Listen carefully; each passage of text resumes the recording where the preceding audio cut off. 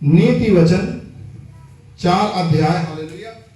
नीति वचन 4 अध्याय, हालेलुया। और उसका 20 से 22 नंबर वचन तक हम पढ़ेंगे, हालेलुया।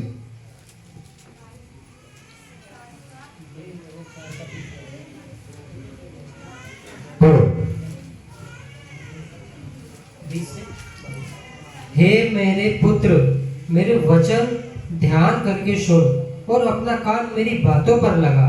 इनको अपनी आंखों की ओट न होने दे, वरन अपने मन में धारण कर, क्योंकि जिनको वे प्राप्त होती हैं वे उनके लिए जीवित रहने का और उनके सारे शरीर के चंगे रहने का कारण होती है।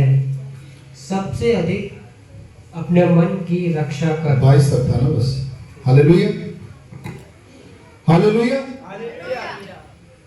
हे मेरे पुत्र, ध्यान से सुनो, परमेश्वर क्या कह रहा है? हे मेरे पुत्रों, हे मेरी पुत्रियों, ध्यान से सुनो, मेरे वचन ध्यान धर के सुन।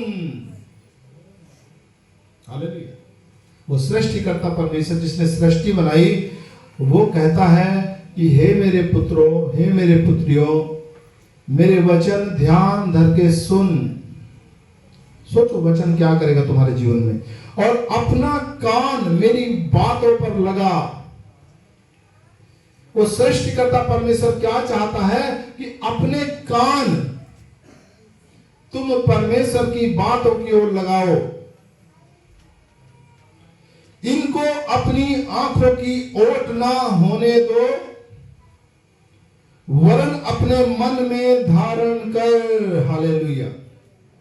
और ये प्रभु की बातें, इनको अपनी आंखों से ओझल मत होने दो प्रियो। हालेलुया। वरन क्या काम करो? वरन अपने मन में धारण कर लो। ये तुम्हारी आंखों से ओझल ना होने पाए। हालेलुया। ये तुम्हारी आंखों से ओझल ना होने पाए, क्योंकि जिनको वे प्राप्त होती हैं वे उनके जीवित रहने का, यदि कोई जीवन चाहता है, जिनको वे प्राप्त होती हैं वे उनके जीवित रहने का और उनके सारे शरीर के चंगे रहने का कारण होती हैं। ध्यान से सुनो, चंगाई वचन में छुपी हुई। हालेलुया। इसलिए कहते हैं कि तुम अपने बारे में सोचो, तुम बीमार हो क्यों? पता है उसका एक ही काम है, एक ही कारण है कि तुमने प्रभु के वचन को अपने हृदय में स्थान नहीं दिया। हालेलुया। इसलिए तुम बीमार हो, इसलिए तुम आजाद नहीं हो पा रहे। हालेलुया। क्यों? क्योंकि लिखा है, प्रभु समझा रहा है, हे मेरे पुत्र, मेरे वचन को ध्यान धर के सुन और अपने कान को मेरी बातों पर लगा। इनको अपनी आंखों की ओट ना होने दे। हालेलुया।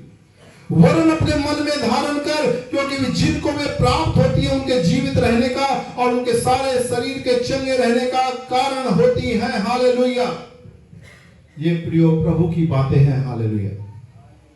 हालेलुया। ये प्रभु की बातें हैं। प्रभु हमसे बात कर रहा है हमारी आशीषों के बारे में। हालेलुया। कि तुम अपने जीवन भर ताउम्र बिना बीमारी के कैसे जीवित रह सकते हो। हालेलुया। सोचो, तो तुम्हारे जीवित रहने का भी और तुम्हारे सारे शरीर के चंगे रहने का भी कारण है। हालेलुया। धन्यवाद करते परमेश्वर का। हालेलुया।